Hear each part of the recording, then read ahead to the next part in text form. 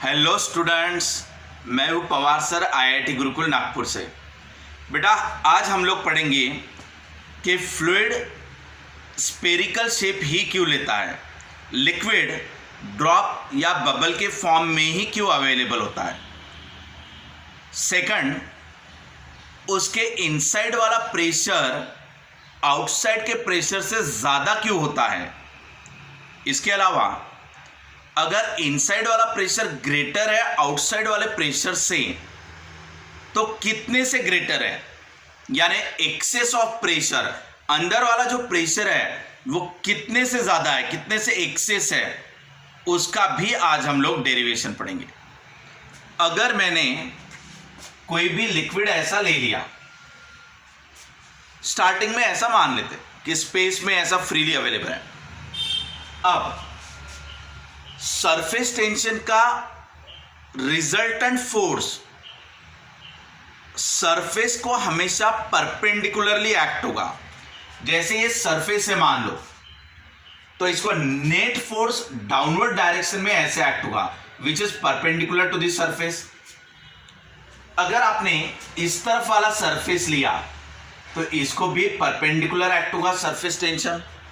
हमने यहां पे लिया तो भी इनसाइड, यहां पे भी ऐसे, यहां पे भी ऐसे, यहां पे भी ऐसे। तो बेटा जितने पे बाउंड्री पे यानी सरफेस पे ये वाला लिक्विड है वो सब अंदर की तरफ खींचे जाएंगे बाय द परपेंडिकुलर फोर्स। अब ऐसा आप कंटिन्यूअस चालू रखो, अगर ये फोर्स कंटिन्यूअसली एक्ट हो रहा है तो फाइनली ये स्पीयर में ही कन्वर्ट होगा। क्योंकि आप देख लो स्पीयर में क्या होता है कि हर एक पॉइंट से परपेंडिकुलर लाइन ड्रॉ करो, वो बराबर सेंटर से पास होती है, ये ऐसे। तो ये वाला जो लिक्विड है वो फाइनली ये वाला शेप लेगा। इसके ऊपर अगर ग्रेविटी का फोर्स काफी ज्यादा होता तो ये इसको ऐसा ना बनने देता, क्योंकि ग्रेविटी का फोर्स उसको डिस्टर्ब कर देता। लेकिन ये वाला सरफेस टेंशन वाला जो फोर्स है वो कंपैरेटिवली ग्रेटर है ग्रेविटेशनल फोर्स के, इसीलिए ये अपना रोल प्ले करेगा as compare to gravitational force और फाइनली ये स्पेरिकल शेप लेगा। तो यहां पर हमने लिया है कि लिक्विड या फ्लूइड स्पेरिकल शेप लेने के पीछे मेन रीजन है कि ग्रेविटेशनल फोर्स ये काफी कम रहता है, very very less than the force due to surface tension. पहला पॉइंट क्लियर है सभी को कि सरफेस टेंशन वाला फोर्स इफेक्टिव है as compare to gravitational force, और ये सरफेस टेंशन वाला फोर्स परपेंडिकुलरली एक्ट होता है, और अगर ये परपेंडिकुलरली एक्ट हो रहा है तो उसको स्पेरिकल शेप में लेके आ जाएगा। तो बेटा स्पीयर का क्या हुआ, तो स्पीयर को आपको एक चीज पता है, अगर आप क्यूब लो, सिलेंडर लो, स्पीयर लो, तो इन सब में मिनिमम सरफेस एरिया हमेशा स्पीयर का ही होता है। अगर मैं सिलेंडर लूं, उसी अमाउंट ऑफ लिक्विड से, ये जो लिक्विड का अमाउंट अवेलेबल है ना, वही लिक्विड अगर सिलेंडर बनाए, वही लिक्विड अगर स्पीयर बनाए, वही लिक्विड अगर क्यूब बनाए, तो सबसे कम सरफेस एरिया उस लिक्विड का यानी sphere. So sphere has least surface area, सबसे कम सरफेस एरिया। तो बेटा ये सरफेस टेंशन ने क्या काम किया, सो इसने सरफेस एरिया को रिड्यूस करने का काम किया, और सबसे मिनिमम सरफेस एरिया उस अमाउंट ऑफ लिक्विड के लिए स्पीयर ही रहता है, इसीलिए लिक्विड स्पेरिकल शेप लेगा विथ मिनिमम सरफेस एरिया।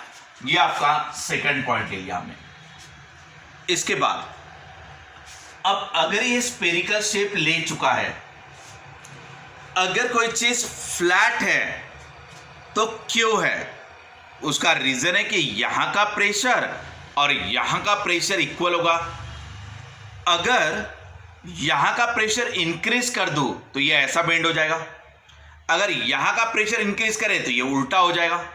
लेकिन अब ये स्पेरिकल शेप है, तो बेटा ये स्पेरिकल शेप ये इंडिकेट करता है कि अंदर वाला प्रेशर ज्यादा होना चाहिए, यानी प्रेशर इनसाइड इज ग्रेटर, तो ये इनसाइड वाला प्रेशर जो रहेगा वो ग्रेटर रहेगा।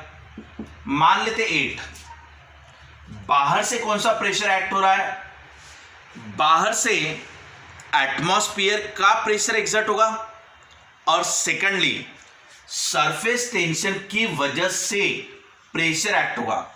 So external atmospheric pressure, atmosphere वाला प्रेशर, और यहां पे जो सरफेस टेंशन वाला फोर्स है उसका प्रेशर, तो ये दोनों अंदर की तरफ इस तरफ एक्ट होंगे, लेकिन प्रेशर इनसाइड वाला इस तरफ एक्ट होगा।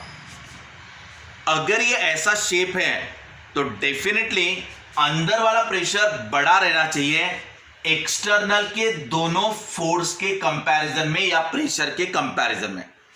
बेटा एक्सटर्नल साइड से क्या क्या एक्ट हुए थे, एटमॉस्फेरिक प्रेशर और सरफेस टेंशन वाला प्रेशर, लेकिन दोनों से भी ज्यादा, दोनों के रिजल्टेंट से भी ज्यादा इनसाइड वाला प्रेशर रहेगा, क्योंकि ये स्पेरिकल शेप है।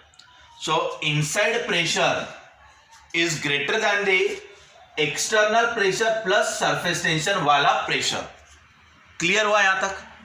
अब तो इनसाइड का प्रेशर आउटसाइड के प्रेशर से कितने से ज्यादा है, जैसे ये मान लिया मैंने 8, बाहर वाला मान लिया मैंने 2 + 1, ऐसा। तो बाहर से कितना प्रेशर एक्ट हो रहा है 3, अंदर से कितना प्रेशर एक्ट हो रहा है 8। सो अंदर वाला प्रेशर कितने से ज्यादा है, तो 5 से ज्यादा है, क्योंकि इनसाइड वाला था 8, आउटसाइड वाला था 3। तो इनसाइड माइनस आउटसाइड प्रेशर किया तो एक्सेस ऑफ प्रेशर मिला, जिसको मैंने यहां पे लिखा pressure inside minus pressure outside, यानी excess of pressure. After derivation हमें ये फॉर्मूला मिलेगा 2T/R। अब हमें ये डिराइव करना है, हम ये डिराइव करने जा रहे हैं कि स्पेरिकल ड्रॉप या बबल, इसका एक्सेस ऑफ प्रेशर का फॉर्मूला क्या रहेगा। बेटा ये फॉर्मूला ड्रॉप के लिए एप्लीकेबल होगा, जबकि बबल के लिए यही फॉर्मूला 4T/R हो जाएगा। ये किसके लिए 4T/R, यहां पे मैंने 4T/R लिखा है। ये एक्सेस ऑफ प्रेशर किसके लिए, बबल के लिए। बबल यानी क्या, जिसमें अंदर और बाहर दोनों तरफ एयर है, और ड्रॉप यानी क्या, तो अंदर में लिक्विड है और बाहर में एयर है। सो ड्रॉप के लिए एक ही सरफेस एरिया लिया जा रहा है, ये आंसर आएगा। और वही अगर बबल की बात करें तो दोनों तरफ एयर है, सो डबल सरफेस एरिया लिया जाएगा, और उस समय आपका एक्सेस ऑफ प्रेशर का ये फॉर्मूला आएगा। अब हमें ये फॉर्मूला डिराइव करना है।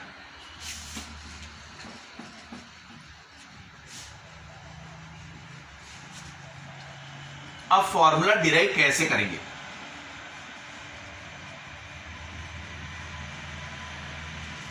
फॉर्मूला डिराइव करने के लिए एक शॉर्टकट तरीका, एक चीज याद रखना कि आपको 2 बार वर्क डन ले लेना है, और 2 बार वर्क डन लेके उनको इक्वेट कर देना है। यानी एक वर्क डन लेंगे हम लोग dW, और एक वर्क डन लेंगे dW, ऐसे 2 बार आपको वर्क डन ले लेना है और उनको आपको इक्वेट कर देना है। पहला वर्क डन आप कैसे लोगे, सो वर्क डन लेना यानी जैसे ये स्पीयर है, स्पेरिकल ड्रॉप, बेटा इसका इनिशियल एरिया क्या होगा, सो इनिशियल एरिया हो जाएगा 4πr²।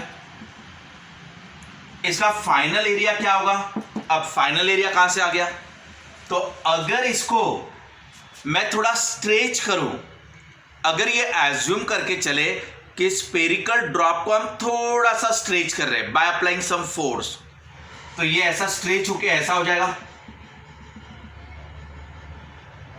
बेटा ये स्पीयर का पहले का रेडियस क्या था, R, अब हमने थोड़ा फोर्स लगा के उसको स्ट्रेच कर लिया, ऐसा माना, तो ये जो रेडियस चेंज हुआ वो कितने से हुआ? डेल्टा आर से या तो डी आर से, डी आर से या तो डेल्टा आर से अपना रेडियस चेंज हो गया, स्मॉल चेंज इन रेडियस। अब बेटा ये initial surface area, surface area बोले तो ऐसा वाला, ये क्या रहता? 4 पाई आर स्क्वायर। अब फाइनल सरफेस एरिया क्या हो जाएगा? 4 pi are plus delta R का स्क्वायर, ऐसा हो जाएगा ये फाइनल सरफेस एरिया। इसको डी आर कह दो या तो डेल्टा आर कह दो, स्मॉल चेंज इन रेडियस। अब बेटा इसको a प्लस बी का स्क्वायर कर सकते हो आप, यानी ये हो जाएगा 4 pi A square plus twice A B plus B square. हमने a प्लस बी का स्क्वायर का फॉर्मूला लगा दिया, a प्लस बी का square, A square plus twice A B plus B का स्क्वायर। यहां तक समझा? अब एक चीज देखो बेटा, डेल्टा आर को मैंने कहा स्मॉल चेंज इन रेडियस। अब स्मॉल यानी मान लेते हैं 0.1। अब बेटा उसका भी स्क्वायर करूंगा मैं, यानी इसका स्क्वायर कर दिया तो 0.1 का स्क्वायर और भी छोटा बनेगा, यानी वो 0.01 बन जाएगा। तो जब स्मॉल क्वांटिटी का small value which is less than 1 उसका स्क्वायर करो, क्यूब करो, वो वैल्यू और भी छोटी छोटी बनती चली जाती। तो ये हुआ आपका स्मॉल चेंज इन रेडियस, और स्मॉल चेंज इन रेडियस का स्क्वायर कर दो तो वो और भी स्मॉल हो जाएगा।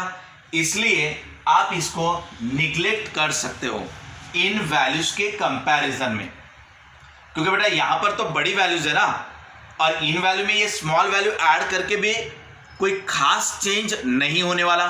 तो आपको यहां पे एक स्टेप लिखना है कि डेल्टा आर आपका पहले से ही स्मॉल है, उसका स्क्वायर और भी स्मॉल हो जाएगा, इसलिए डेल्टा आर का स्क्वायर इस टर्म को हम निग्लेक्ट करेंगे। तो हम लोग इसको निग्लेक्ट कर देते हैं अभी।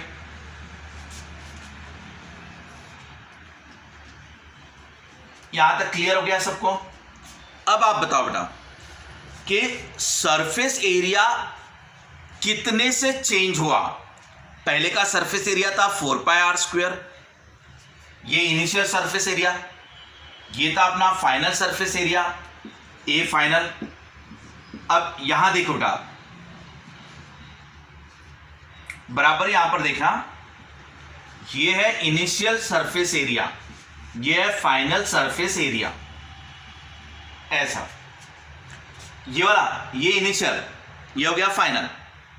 अब अगर मैं चेंज इन सरफेस एरिया निकालने जाऊं कि हमारा सरफेस एरिया कितने से चेंज हुआ, तो फाइनल माइनस इनिशियल करूंगा।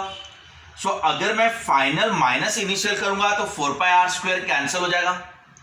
सो जब मैं चेंज इन सरफेस एरिया कर रहा हूं तो बचेगा क्या?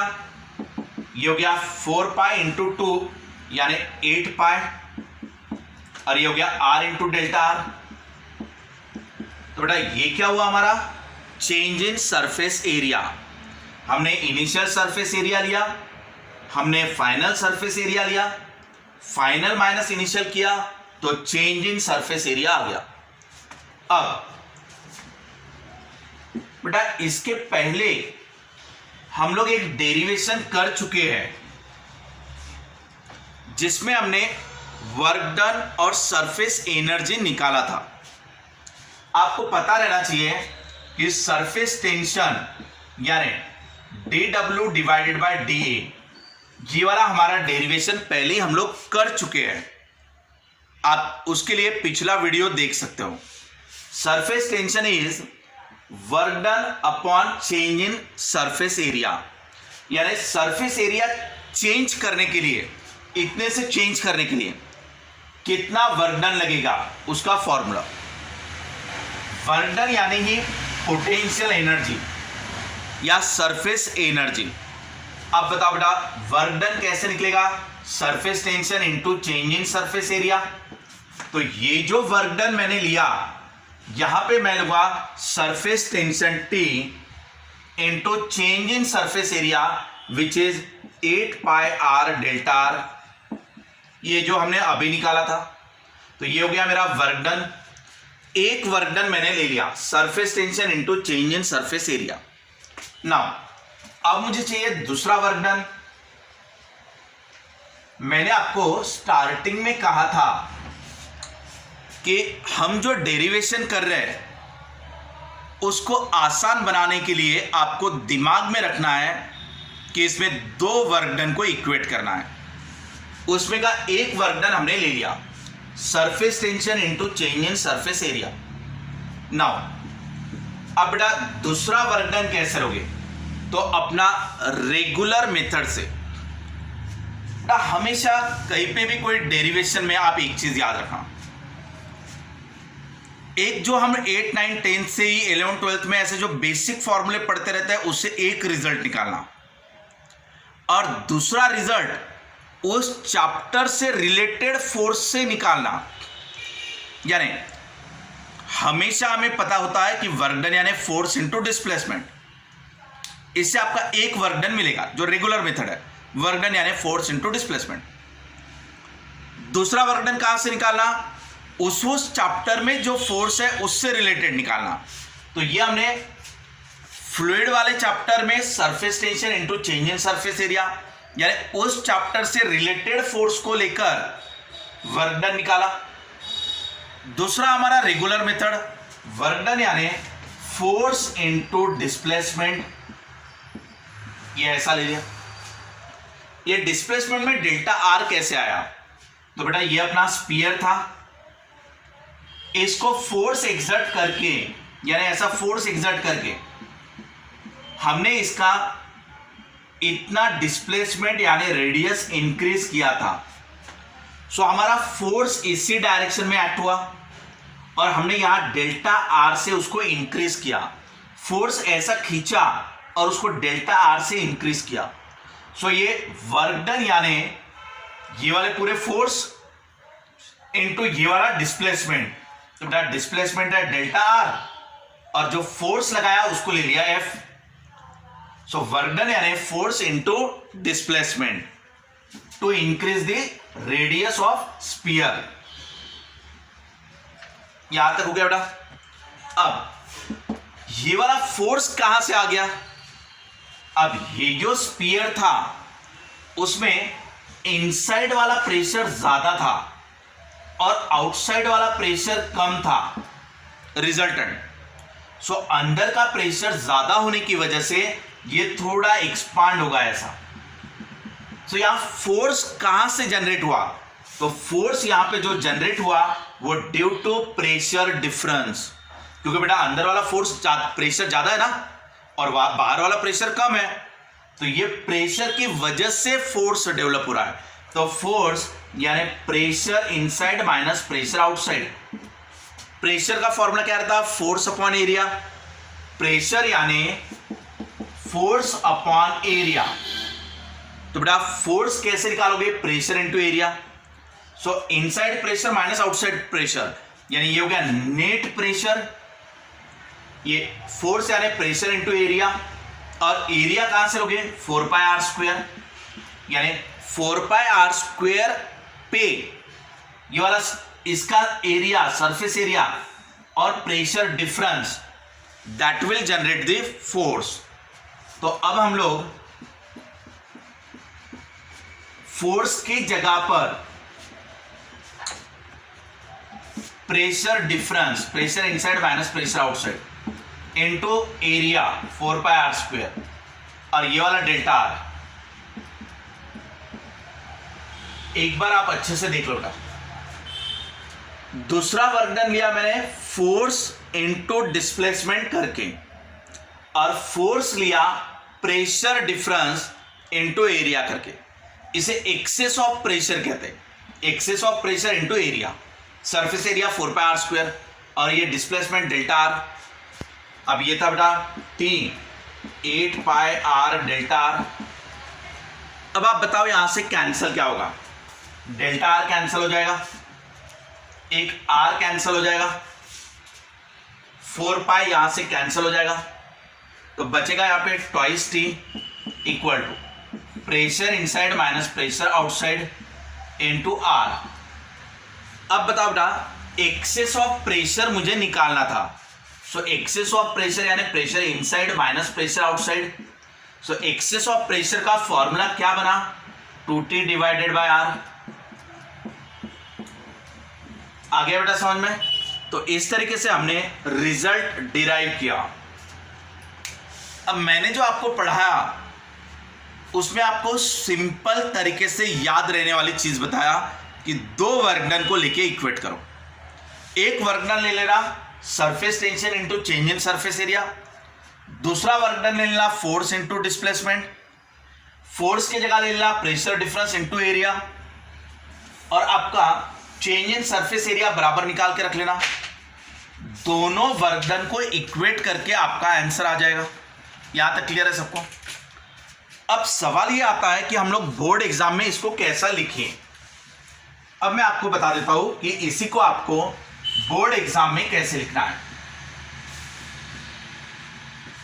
बोर्ड एग्जाम में आप इसको 10-12 पॉइंट्स बना के लिख सकते हो। जैसे पहला पॉइंट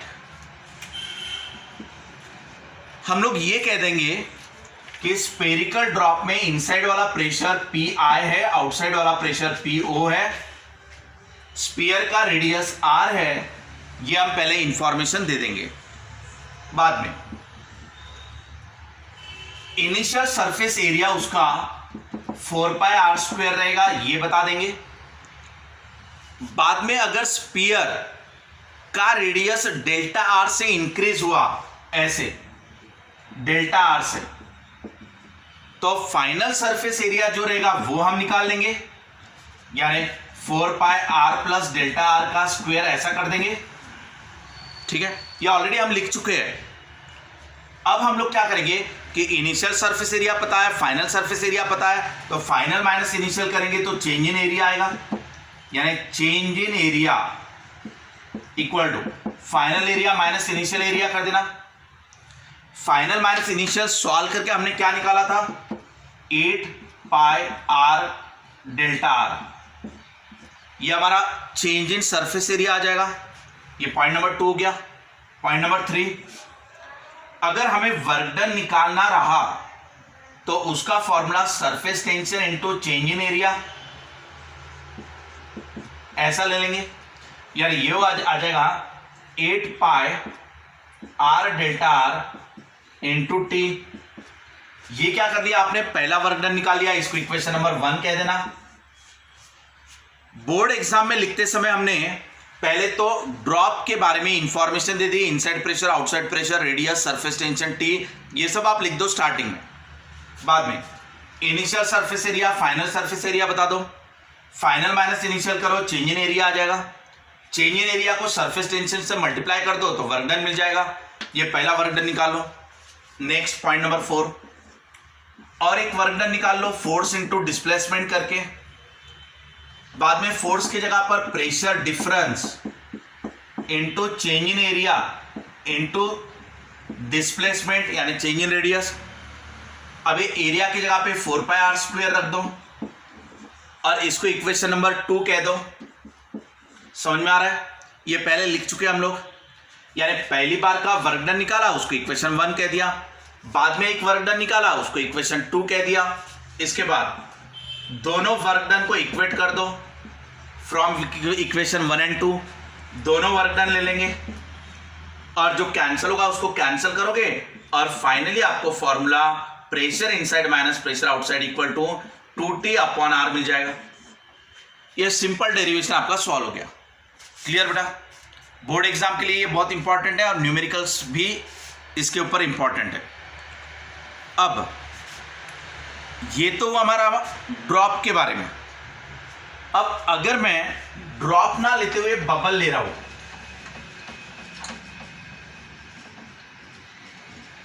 चलो एक डिफरेंस समझ लो।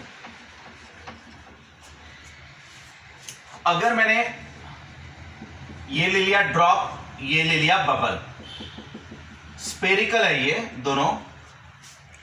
ड्रॉप कहने का मतलब या इनसाइड में लिक्विड है अंदर में लिक्विड है, आउटसाइड में एयर है। लेकिन अगर मैं बबल ले रहा हूं, सो बबल में क्या होगा, अंदर में एयर रहेगा, फिर ये लिक्विड सरफेस फिल्म रहेगी और बाहर भी एयर रहेगा। तो आपको एक नोट लिखना होगा कि जब मैं बबल लूंगा तो अंदर से भी एयर और बाहर से भी एयर रहने की वजह से दोनों तरफ से सरफेस टेंशन का असर होगा। तो दोनों तरफ से मुझे सरफेस एरिया लेना होगा, अंदर भी एयर बाहर भी एयर, इसलिए 2 बार सरफेस एरिया लो। यानी ये जो 4 पाई आर स्क्वायर ले रहे थे इसको डबल कर दो, यानी ये 8 पाई आर स्क्वायर हो जाएगा। थिकनेस बहुत कम है उसकी, तो रेडियस नियरली इक्वल लिया है। ये थिकनेस बहुत कम है, डेल्टा ये वाला थिकनेस, ठीक है ना। सो inside radius outside radius nearly equal लिया, इसलिए 4 पाई आर स्क्वायर 2 बार ले लिया। तो ये भी आपका डबल हो जाएगा ऐसे। यहां पे भी आपका 8 के जगह पर ये चेंज हो जाएगा। और फाइनली जब आप पूरा सॉल्व करोगे तो यहां पे 16 आ जाएगा। और फाइनली पूरा सॉल्व करने के बाद ये भी डबल से इंक्रीज हो जाएगा, यानी ये हो जाएगा आपका 4t/r।